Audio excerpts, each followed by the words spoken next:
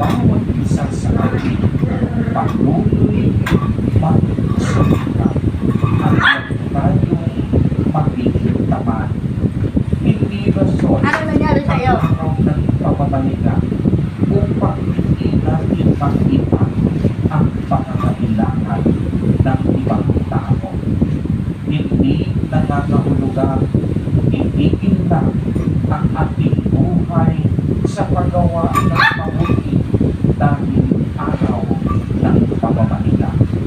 Kaya mga kapatid kay Kristo, ang paalala sa atin Bebe, sa wag! araw na ito, napakahalagang paglaanan natin ng oras at panahon ang araw ng pamamahiga para sa ikabubuti ng ating mga sarili.